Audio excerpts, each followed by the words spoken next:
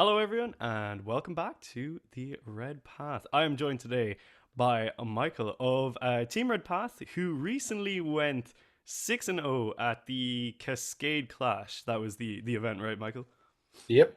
You went 6-0, so massive congratulations. Awesome to see someone doing so well with the World Leaders in a time where I think a lot of people kind of think that maybe the world leaders aren't doing so hot, that the meta is quite hostile to them, and that we're having a tough time. Not only did you go 6-0, though, not only did you go 6-0, which is a massive achievement in any ride, but you did it with probably the wildest list I've seen since we got our codex, and that list involved 3 Mauler Fiends and 2 Forge Fiends.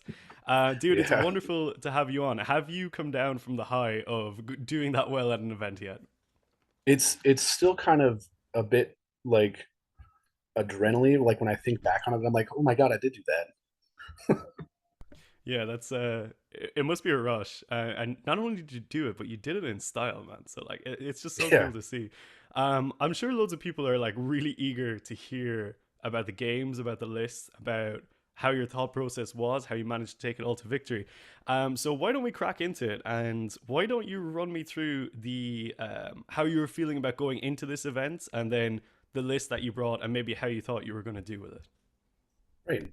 So going into the event, I was super jazzed. This was my first like big tournament in a long time, since I think 2019 was the last time I did a 6 round tournament. Um, the list itself, I mean, I'm sure most people have seen it by now. Angron, Demon Prince with wings, with the glaive, uh, Juglord with favored, unit of jackals, 2 unit of spawn, 2 unit of regular 8 bounds, 3 Mauler fiends, 2 Forge fiends with plasma. Stylish. Let me pick your brain on a couple of the maybe less obvious assets before we dive into the choice of the 5 demon engines. But the Prince of Wings with the helm is a really interesting one, I think, and I think people are starting to pivot towards princes more in general right now. Like I'm a big fan of the one on foot, but you took the one with wings, and instead of giving the him the helm, which is I think the most common choice, you went for the glaive. Can you talk me a little bit through your thought process behind that choice? So the glaive with having flat 4 damage, it gets around a lot of things. Um, like Alaris custodians. I know they're not super popular at the moment, but like they're still prevalent. Heavy destroyers. There's a lot of things in the game that have 4 wounds, and having that 3 damage weapon really hurts, especially if you're going into something like, I don't know. I think what Thunderwolves have 4 wounds, so a 4 up invulnerable save with 4 wounds when you're only doing 3 damage, it can be kind of rough. Yeah, absolutely. And I guess in the Custodes game in particular, where you have the ever-present threat of -1 damage, the 4 damage Hmm. prince is still going to be picking up, regular dudes like wardens and guards. So that's really nice. And I think pairing him alongside Angron is really interesting. Did you find yourself starting him on the board a lot, or was he in deep strike a lot of the time? Always on the board. Ooh. So I used him as a backfield deterrent because a lot of people were like, "Oh yeah, like Necrons, they want to drop into your backfield and take your home objective," and I'm like, "Cool, go for it, and see how you do with 10 immortals against my demon prince." Yeah, yeah, I could see that being a pretty scary deterrent for sure. So that's a really interesting pick. And then obviously you've got some nice spawn and some 8 bound in there as well, which is the that's just really good. Like spawn right now, I think spawn are kind of rising in popularity too. Oh, they've got the juice, yeah, Oh for man, sure. yeah, yeah. So you're a spawn enjoyer, obviously. How do you Oh, find I the love spawn them. in your games, right? So I usually use them as either like good turn 1, turn 2, like you kind of have to deal with these things because they actually can put out damage, or they're like midfield objective holders. You have to pour firepower into them to really kill them with a 4 up invulnerable save and a 4 up regular save, and they can get cover. Like shooting bolters at them isn't going to kill them. Yeah, they're lovely little units I find, and I think the first point you touched on, like using them as a lure to bring guys in, is one of Mm-hmm. my preferred methods for it. But yeah, they can do so much objective work, and into things like Elder and stuff, they're super useful. But let's get to the crux of it, right? So you brought Sure. you brought 5 demon engines, which is wild. Yeah. It's a very brave choice. I admire you as like on the red path we kind of like to have freaky lists. We like to experiment around with things, but no one goes this hard. You went so hard on this. Why don't you tell me Just tell me why. Actually, let's just do that. So I've since eighth edition, I've always just loved the Mauler Fiend. I thought it was such a cool model, and it was such a neat, like fast moving, hard hitting monster. And it was just, it's so cool. I'm like, I'm gonna take three of them, and everybody was like, that seems reckless and not very good. But in every practice game I had, like they put in the work. So Yeah, and I that's thought it'd be really cool to give them a try. And the Forge Fiends are there for they're a tech piece. okay. Yeah, I guess they're good in the current meta, right? Because they can gun into Custodes and bait out that feel no pain from the wardens a lot Right. of the That's time. exactly what they were there for. Was like if I went into a Custodes matchup, I can shoot at you and hopefully you'll either use your Fort Feel No Pain or you don't, and I'm gonna kill two, three. Yeah. Yeah, it's a massive risk for the Custodes player to not pop the feel no pain because if you pick up Exactly. like half a warden squad, oh my god, money, and then if Yeah. they use the feel no Especially pain, after a Mauler Fiend goes in as well after that. Like, mm, oh, you didn't use your Fort Feel No Pain on that. Cool. Well, now the Mauler Fiend is going to go in, get +2 to charge, +1 to hit, and every failed save is again likely going to pick up a Custode. dude, I didn't even think about that. Yeah, that's a beautiful combination. And did you find yourself like I know a lot of people really enjoy tank shocking with the Mauler fiends. Were you doing that a Oh, lot in every your? single turn. Okay, cool. I was doing like 20 to 30 mortals per game. Amazing. I love it. That's awesome. So, it's an incredible list. Like it's just so cool. To know that it did as well as it did is heartwarming, I would say. So, going into this event, how were you feeling about like we'll say your position in the fields? Like what kind of a tournament layout was it? It was I think you said it was GW terrain, right? GW terrain, Hmm. ITC. It was it was pretty open. If I was playing like WTC medium terrain, there's no way this would have worked. Yeah. Just because I could not have been able to maneuver the feeds around. It would have been pretty difficult, right? It would have Um, been so hard. So how did you? What was like? Did you have a goal going into this event, like a kind of expectation I, or I anything? did. I did. My goal was 3-3. I just wanted to break even. Nice. I exceeded that. Yes, some would say. Some would say. That's awesome. So yeah, obviously you definitely exceeded that, winning all your games, and I think did you place second overall? Yeah. Second overall. The guy ahead of me beat me by I think like 16 points or something like that. Right. Uh, Yeah. Also an extremely good player, like pretty well known in my area. Yeah. It's one of the take all comers guys. I think won that right from Stat Check, I Hmm. believe. Yeah. Yeah. Yeah, Yeah. So yeah, really awesome. Why don't we move into the games, right? sure. So rocking up game one, day one. What are you playing into, and how are you feeling about it? I played into Blood Angels, and looking at his list, I was just like, this is not a good matchup for him. His whole list was basically like assault intercessors, jump intercessors, and like a couple of death company, and a unit of blade guard vets, and then two ball predators. Right. And it's like, great, the ball predators are basically useless against me because you're wounding on fives and sixes, and everything else in your list, unless you're charging, is wounding on sixes. That's rough. Yeah, that's a tough one for them. Right.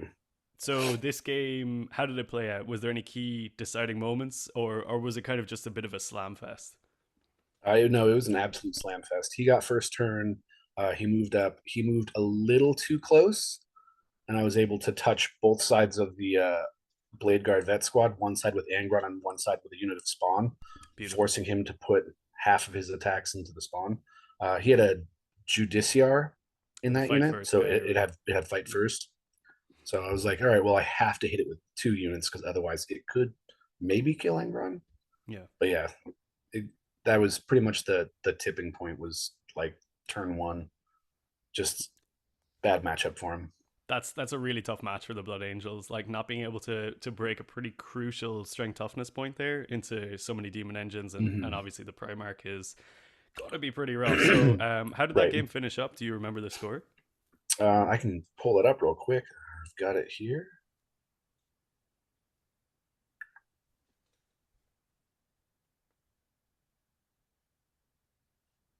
That was 92 to 42. Pretty comprehensive victory there, yeah, for sure. Right. Yeah, so strong opening game. I think a matchup that you definitely like stat check pretty hard into the Blood Angels there, where they Right. massively struggled. I would have said like maybe there's like always a risk with like the Inferno pistols and stuff like that they might be able to pop off. Did you find Right. that at all? I mean, he only had Inferno pistols on the Death Company, um, and I killed one of the squads turn one, and then he just whiffed with another squad turn Yeah, two. He's like shot, I think it was like 7 or 8 Inferno pistols at Angron and wounded like once, which I that's saved. it. I was like, oh yeah, sorry about that. Yeah, and so we go on. So yeah, Yeah, fairly strong win in game one anyway. You know, one of yeah, your three ticked off the list already, so that's doing pretty good. Um, right. well, how are we doing for game two? What are we playing into here? Game two, I went into Sisters of Battle, and it was like pretty mixed sisters list. I would think it was like 3 squads of Battle Sisters, 2 squads of War Suits, one of them with Morven Ball, Celestine with 10 Zephyrim, 2 units of 5 Seraphim, uh, Exorcists, Cascaders, all that good stuff. He took Retributors in an Immolator, which I thought was an interesting choice That is an because interesting that's choice. Yeah. not super meta. Mm. Um, but I got first turn. I got +2 to charge and advance and charge, +2 to Oh, move and advance and charge. you did the And thing. we were, what was it? The setup was table quarters where you're like 18 inches apart from each other. Hmm. And that like Angron hit, turn one, both units of 8 bound hit, 2 Mauler fiends hit. It was just like, okay, well, pick up like at least a third of your army, if not more. And they had like, from the sense of it, they didn't really have any like screening potential in that list. It was No, there was no Arco flags, there was no like penitent engines, and because he had such a big brick of like 10 Zephyrim and Celestine, and then 2 units of 5 Seraphim in Deep Strike, it like his whole turn one was spent trying to clear some way to get out of his deployment zone, and he just couldn't. yeah. Yeah, because the even the castigator and stuff, it's not going to be amazing into demon engines. I would think it's kind of like a No. anti-elite infantry killer sort of profile. Well, he had the battle cannon on the castigator, so it was strength 10, but it's only -1 armor. Yeah, So I'm yeah, still getting 4 up saves on everything.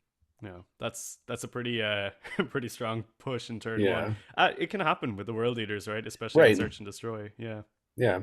yeah. It was end score was 100 to 18. Oh, okay. Yeah. It No, was it that was bad. bad. It was Right. bad. Okay. Was this one of those games where the demon prince like did Celestine and the girls drop in and he just kind of chased them around the place, or?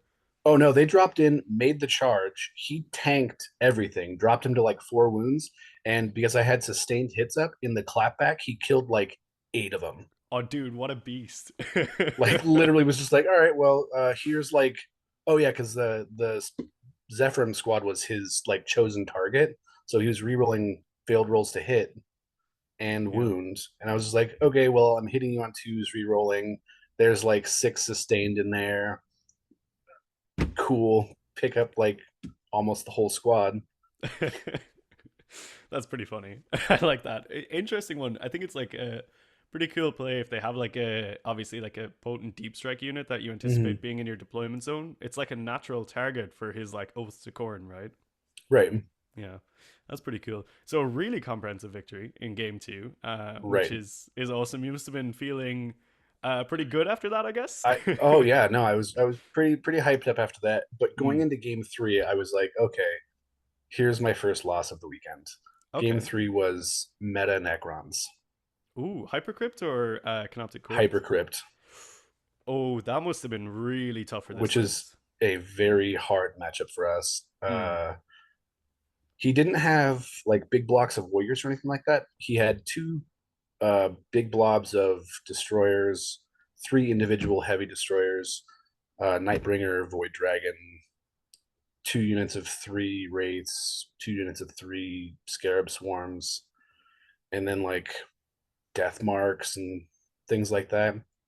Really annoying. And yeah, just super annoying. But I got lucky and I got second turn. Oh, huge. Really Yeah, which huge. was Yeah. a like massive thing for me.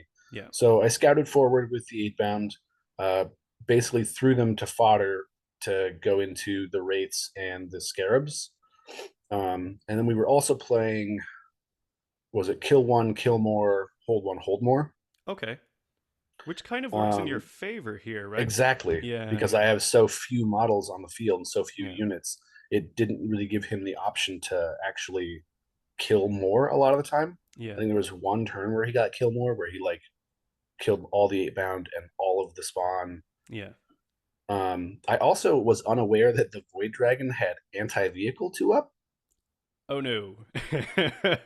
I'm guessing so an unfortunate situation made you I realize threw that. I threw a Mauler Fiend at him, Okay. and tank shocked, hit pretty hard, got him down to like two wounds Oh, that's from pretty good. full. Yeah, that's Yeah, pretty no, good. pretty solid. And then he fought back and dropped me to one. But like he should have just killed me. But I I got would have like thought the night, yeah, like the Void Dragon. one more six up feel no pain, which you can't account for, Yeah. went through, and I was just like, oh my god, he's alive. Big sigh of relief there. Which forced him in his turn to kill the Mauler Fiend and then charge the Demon Prince on the center objective. And I think Okay. this was actually the tipping point. He killed the Demon Prince, but I had fight on death up. Demon Prince fought on death, killed the Void Dragon, and stickied the objective. That's pretty insane. So, okay, that's actually a really nice use though of and this is something I think a lot of people could learn from because I only kind of came upon this realization lately that that interaction of like someone charges you, you fight in death, you kill them, and then you sticky the objective. It's Mm-hmm. like that combination of things, I think. If people aren't playing that, maybe look for those kind of situations because that must have been what, like a primary swing there, right? Oh yeah, Yeah. absolutely. It got me an extra 5 points because it was center objective, which gave me seven. End score on that game was 89 to 85. Oh, very close. Yeah, And very close. yeah, it was the last turn. I ended up getting kill one, kill more, hold more, Okay. and got behind enemy lines. I think I Mm. played tactical for all of my objectives. I Okay, hate playing cool. fixed. Yeah, I don't think your list really wants to do fixed. I get that Mm-mm. impression. Yeah. So let me pick your brain on on this one just for a minute or two more because I find it a particularly interesting matchup because I feel like your list just really has a tough time into like MSU Hypercrypt. Did you Mm-hmm. find yourself like playing very reactively in this game, like constantly chasing things down, or did you just pressure as much as you could? Pressure. Mm. I think that's the key to going against armies like this, which actually will come up again in Game Five. It's you need to be able to put pressure in areas and prevent them from moving around the board the way that they want to move around, and Mm. forcing them to deal with threats or potential like objective holders. Because I kept hold of the three main objectives in the center of the board for most of the game because I was just like, here's a big nasty threat, come deal with it. Yeah. Yeah. That makes sense. And obviously, anytime you can touch any of the hypercrypt stuff, they can't teleport away, which is pretty big. Exactly. And apart from the void dragon here, they don't have a crazy amount of things that can actually like effectively damage your list, I would Hmm. say, or you might lose maybe like one thing a turn, right? Right. Yeah. And that was the thing is like the destroyers could drop in and blast a Mauler fiend and they might kill it, but he's really banking on lethal hits to actually go off. Which variant of the destroyers was it? Was it the one with like all the shots or the kind of like heavier guns? All the shots, strength 5 -2, 2 damage Yeah. with a lord in each unit, giving them uh like lethals on fives, I think it was. Yeah, he can give them a variety of different things, like pack Yeah, enhancements and all that. It's a really interesting matchup. I find this one like so fascinating. I imagine the Necron player must have been like, "How have I lost this game?" it will again, like he was like winning until like the very last round, and then it was like, Right. okay, there's that 4 point edge out. Okay. Yeah. Yeah.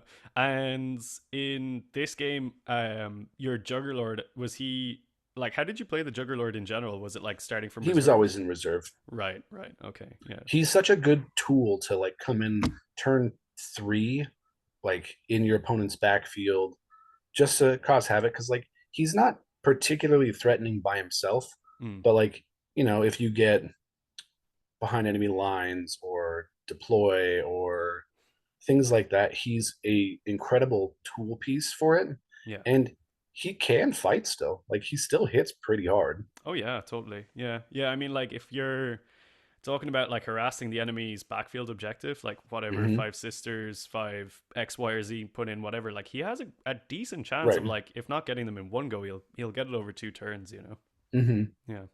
Yeah, and I think this your list like definitely needs a piece like that, right? That can kind of come in and Exactly. ensure that score. Yeah, yeah, awesome. So really close win, end of day one, end of game three. Yep. But you're going 3-0 at this point. I'm Finishing like, I've day already made one. my goal. Yeah. Yeah, right. That's what I was going to ask you. Are you? You must be like really happy right now. Yeah. Yeah. No, I was like crazy excited. I was like, oh my God, I actually went 3-0. This is Yeah. or 3-3 potentially. Yeah. Uh so it was a ton of fun. Yeah. Um Going into day 4, I woke up and looked up the matchups and was like, oh no, not what I wanted to go into starting day 2. All right. Hit Chaos us with it. Knights. You don't want Chaos Knights. Okay. I don't. I They kind of thought. have Yeah. Go on. they You have you go. more models Mm-hmm. than I do, Mm-hmm. and every single carnivore will pick up a Mauler Fiend without fail every time. Yeah, I could see that. Yeah, for sure. And was there So a I lot of have to. carnivores in this list, or I think he had 5 carnivores and 3 brigands, okay? and then he also had screens. So he took demons. He took 4 units of Nurglings and 2 units of blue horrors Mm, to just clog the board with. definitely not what your list wants to see. Nope. Yeah. Okay. So how did this one play out? Poorly is how it played out. Like the whole game, I was on the back foot. I tried to be as aggressive as possible through 8 bound and spawn directly into the screens of blue horrors, but they just don't die. They're so annoying, man. They're so annoying. So annoying. So they just kept sitting there, but he never had enough on an objective point to like actually hold the objective point. Okay. So he would like throw a knight onto an objective point, and I'd be like, okay, cool, you threw a knight onto the objective point. Well, my Mauler Fiend goes and picks it up, Right. Okay. So you're playing a and then he would constant be like like, trade. Yeah. yeah, and then he'd be like, all right, well, this other carnivore comes in and picks up your Mauler Fiend. I'm like, Mm, okay, cool. right. Um, the turning point in that game, I think, was a Demon Prince surviving the carnivore's charge. Mm-hmm. Just I got one more save than I should have statistically, and was left on like 2 wounds or something like that. And in return, because of that 4 damage glaive, I only needed to get 3 swings through. Yeah. Yeah. Picked up a carnivore in that turn, and then on my turn, I picked up another carnivore with the Demon Prince That's before it big. got shot down. Yeah, That's that really was big.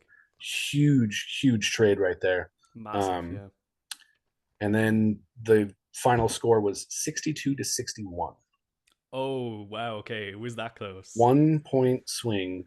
And again, in the final turn, I got second turn, so I scored at the end of my turn 5, Mm, and I got deploy teleport Homer behind and capture enemy outpost.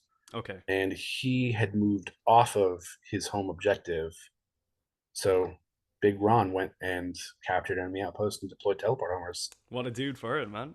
I know, right? Right. He's great for those little jobs at the end of the game when he runs So out of that stuff was to do. like 13 points right there.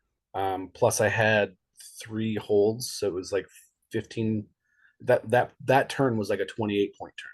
Yeah, that's huge. That's really huge. Did you find Yeah. Ron like particularly useful in this game? Because I guess he kind of has to do a lot of heavy lifting here, right? If you want to kind of Hmm. have a good game state. Yeah.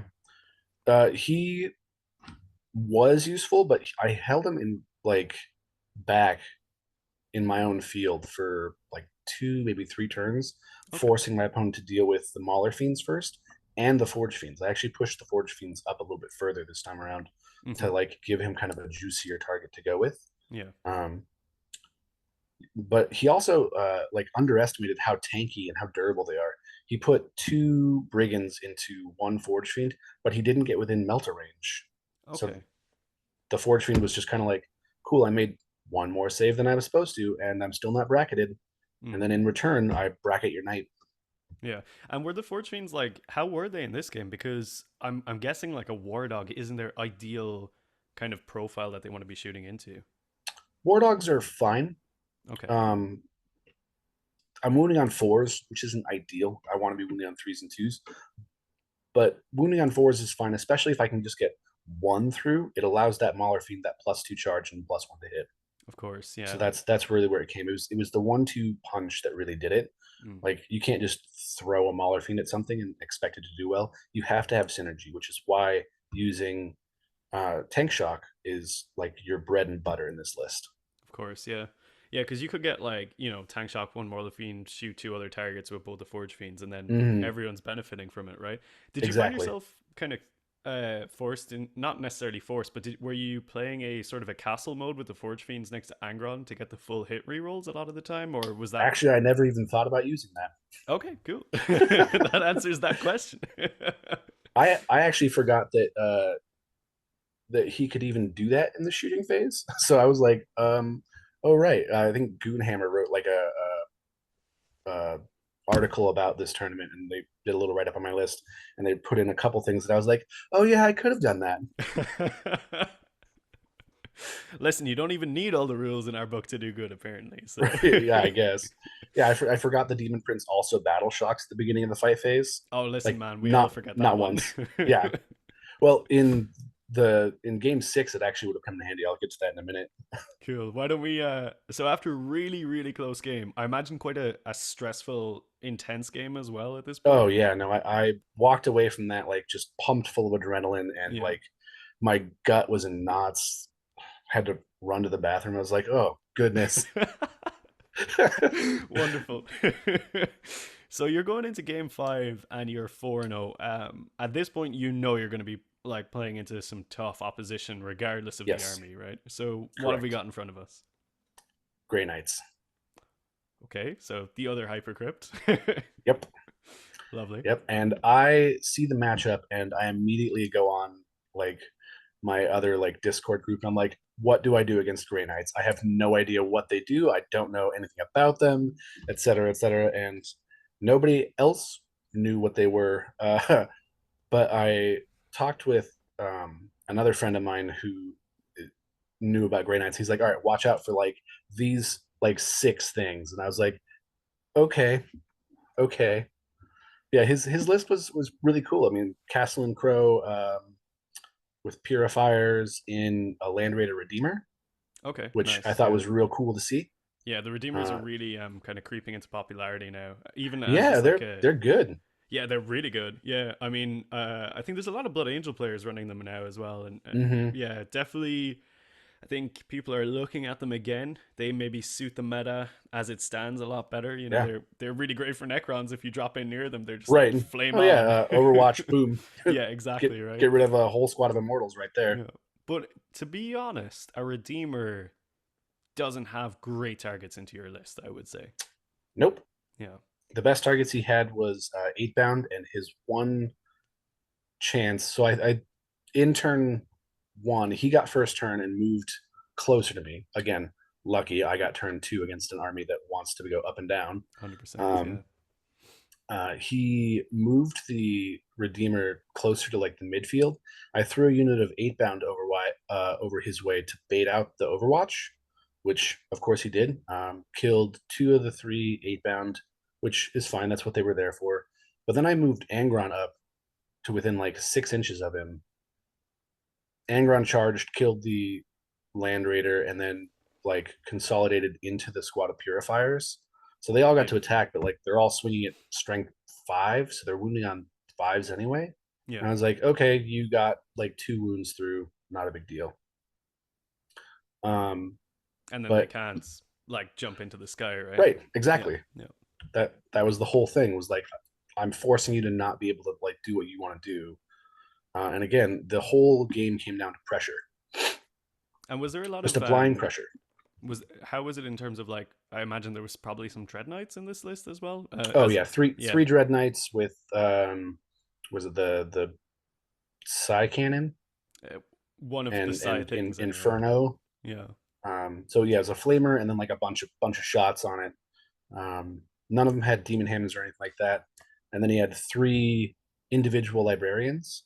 Those librarians are nasty. they're really annoying. Yeah, They're so nasty.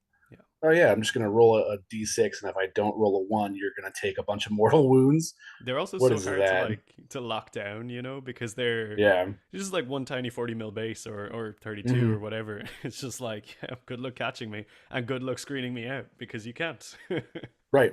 Well, Yeah. and that's that I got lucky because when he dropped him down, he dropped him next to Ron. The first one was like, all right, here's two mortal wounds, which I tanked one of, and then the other one rolled a one and did d6 to himself and killed himself. And I Amazing. was like, beautiful. And Yeah. then the other one rolled a six and did like 12 mortal wounds to Ron or something like that. I was like, oh Oh no. no. Oh, it swings So and roundabouts there anyway. yeah, Ron ended up dying turn two. And I was like, oh no, I don't know how I'm going to be able to deal with what's left on the field without Mm, him. The answer is Mauler Fiends. cool, cool. I was So hoping that would be the answer. he dropped in with a couple of Dread Knights like 9 inches out and went for the long bomb charge and failed like all of them. Yeah, And I was pretty like, risky play. cool. Mauler Fiend hits a Dread Knight, picks up Dread Knight. Yeah, that's a pretty good profile for the Mauler to swing into, right? Not Mm-hmm. too hard to take it apart. And actually, the Forge Fiend ended up killing the other two librarians. I was like, all right, well, I put a cannon into this librarian and two cannons into that librarian. Just picks them both up. Yeah, just Amazing.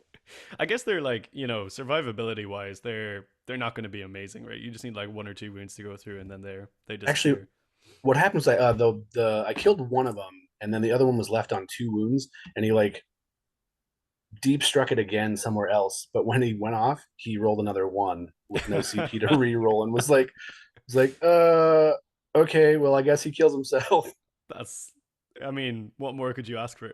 I know it was beautiful. Yeah. We were playing the mission that the objectives leave the battlefield, Oh turns yeah, 4 and 5. yeah. So I just parked a unit of 8 bound on the objective that leaves in turn 5, and he couldn't get anything over there because I had focused everything else on the other side of the table where the 15-point objective was going to be at the Hmm. end of the game. And I was like, I'm either going to take this on turn 5 or you're going to have to like you have to throw stuff at this to deal with it. Yeah, yeah.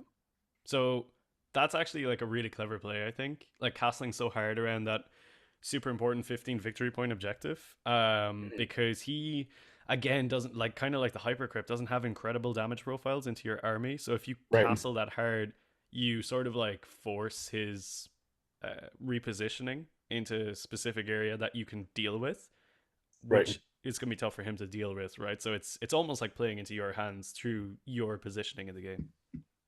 Yeah. Also, it helped that turn 4 Angron came back, That does help. That and I rapid ingressed him, and then was like, all right, well, Angron's yeah. going to go over to the 15-point objective now and sit there. And at that point, he had like three purifiers left and like an almost dead Dread Knight that was on the other side of the table. There's nothing you It's can like, do in that yeah, situation. Yeah, cool. yeah. Nice, amazing. So how did this one finish out? What was the That game ended. Where's the score on that one? 83-39. Oh wow, that's a really strong victory. Yeah, I think you made Yeah. that sound a lot closer than the final score maybe reflected, but yeah, definitely a game that you have to be on your toes for though, and I think, Hmm. rewarded with really good positioning there. So we move into game number 6. How are you I am feeling like in this moment going into game 6? like high. Yeah. Like I was on drugs. I wasn't, but like, oh man, I was so elated and Mm, so pumped full of adrenaline. I was so excited to just like go into it. And going into game 6, my opponent was a incredible human being, just a wonderful person to play with. James Lee, he plays Custodes. ooh, okay. So going into the finals, I'm like going into like the one like army that I was like, besides Necrons, this is the only other army that's really going to give me like the hardest time. Yeah, yeah.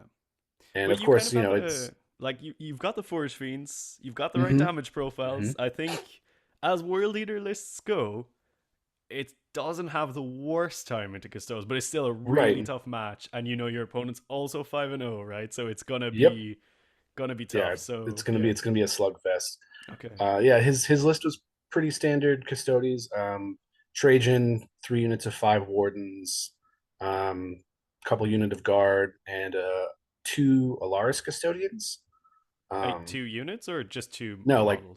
two models, just Right. two the Terminator guys, um, and then like a couple of Sisters of Silence or something like that, just Hmm. for objective grabbing and stuff like that.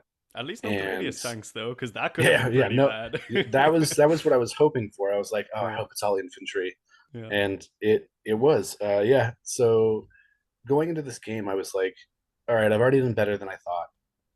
If I lose, I lose. It's going to be a great time. I'm just going to have fun with it. And he was just an absolute joy to play against.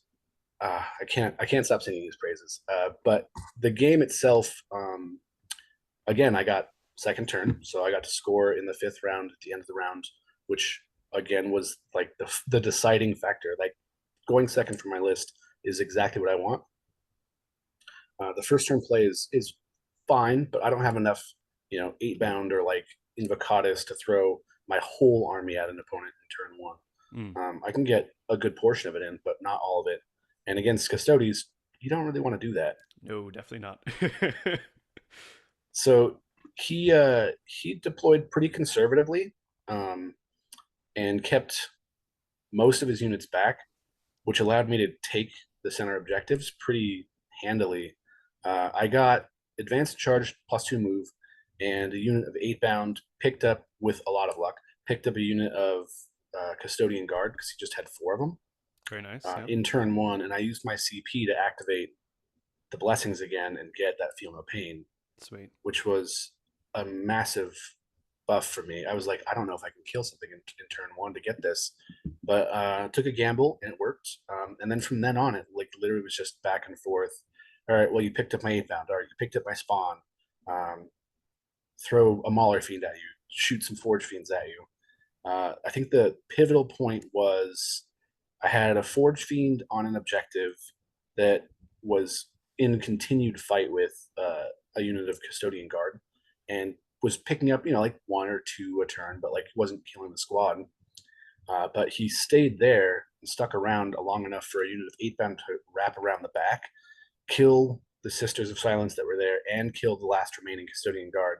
And then he dropped in Trajan and a unit of 5 wardens and failed his charge. Oh, huge.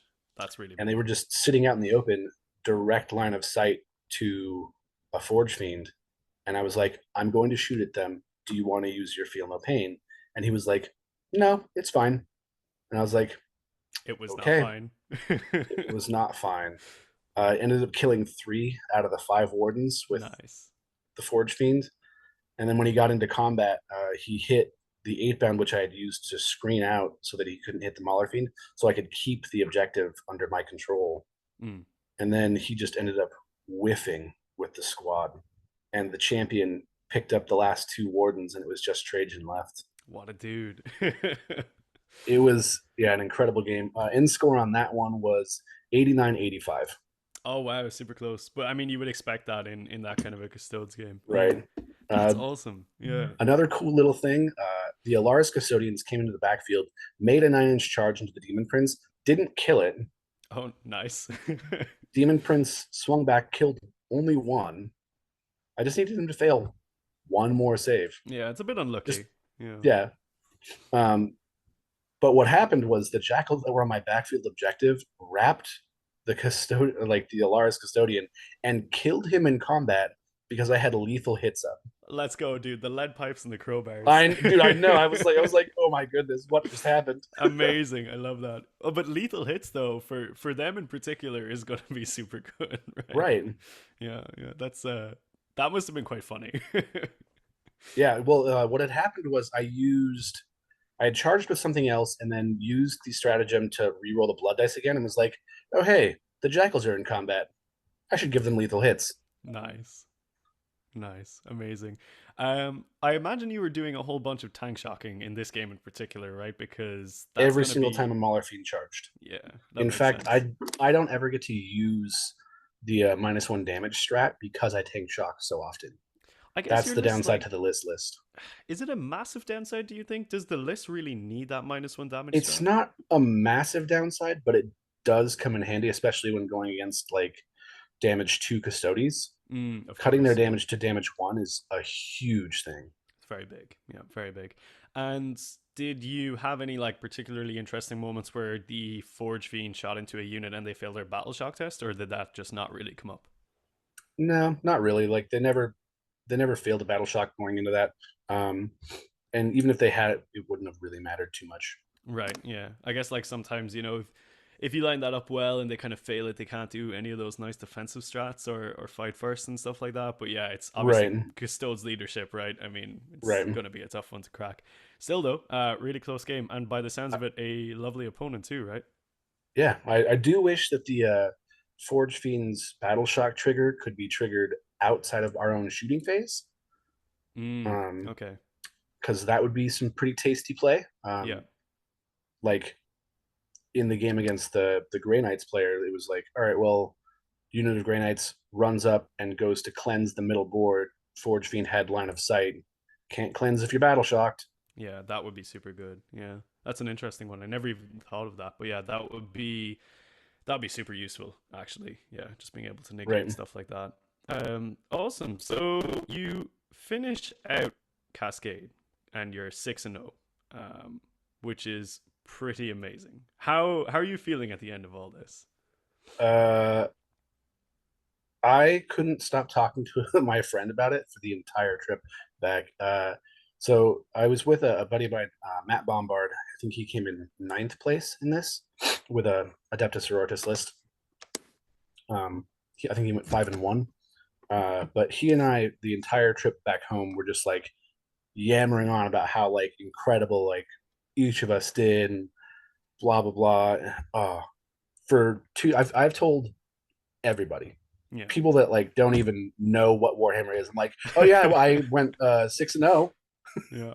Well, I mean, dude, you've every right to. Like, I mean, obviously anyone who does well at an event, regardless of like what their like actual result is, like, like you said, something a good result for you would have been 3-3, right? So you should be like super proud of it. But Yeah, then you go and you go 6-0 with a super unconventional list. Like, man, that's so cool, right, you know? Like I love to see it. And I love it because like it's all the people who are kind of like, no, world leaders are dead. World leaders have to do all these things if they want to win. And you're literally out here just being like, no, you know? right. Yeah. Well, I mean, the list is pretty stat checky. Like that was kind of the idea going into it. I was like, all right, everything is like hard to kill. Everything. Yeah. And I mean, evidently it worked. So yeah, Yeah, I guess. fantastic. Yeah. Again, a massive congratulations, dude. Before we finish this one up, is there any like kind of key points about the list that you're thinking about changing or maybe alternating or anything? Or is this for you the final form of the list? I might play around with running the helm on the Demon Prince instead of the glaive, but the glaive really did come in handy quite a few times. Um, the helm would be nice as well, and same points cost, so it wouldn't be any kind of change at all. I also played around one time, dropping all the 8 bound in the spawn and putting in a Lord of Skulls, which was really funny. Uh, Okay, uh, sure. right, just going like all big baddies. But the problem with that was that it lacked the variety and resources to like do actions Mm, and like move into spaces that I really need to get to and things like that. yeah, yeah. I mean, at that point, like you can't play tactical anymore, and you need You quite a have to play fixed, yeah. yeah. And fixed isn't amazing there either because like you don't really have a homers unit or something, you know. I don't like fixed specifically because it allows your opponent knowledge of what you're trying to do. Yeah, that makes If my sense. opponent knows exactly what my plan is, they have a much better chance of stopping us. Whereas if I don't know what my plan is, then you don't either. That's true, and they're already playing on the back foot because they probably weren't expecting to see 5 demon engines across the board from Right. them. So yeah. Yeah, that was one of the things. Like the Grey Knights player was like, "Oh, I'm paired into World Eaters. This shouldn't be too hard. Some infantry blocks and blah blah blah." And then he's like, "Oh, I looked at your list and was like, what the hell am I facing?" Who is this madman? Yeah. Yeah, that's awesome. Yeah, so wicked, dude. Yeah, like listen, congratulations again. It's so awesome to see someone out there doing so well. Is there anyone you want to say hello to or shout out before we close this one out? Um. No, no. I'm like that's pretty much it. Like all of my Doll Wars family. Hell yeah, Yeah. love it. That's sick. My original group that I started playing with Nice. like 10 years ago. Awesome. Awesome, awesome. Well, listen, Michael, it's been an absolute treat to have you on and talk through your games. I hope people watching this have found it pretty enjoyable. Leave a comment down below if you want to ask Michael any questions. You know, he's in the Discord, so you can hop in. The link is down below if you want to Yep. ask further questions in there. As always, you know what to do if you want to support us, like, comment, subscribe, etc., etc. But until the next one, folks, this has been Michael. I've been Dara. You've been watching The Red Path, so stay healthy, stay safe, and kill main burn.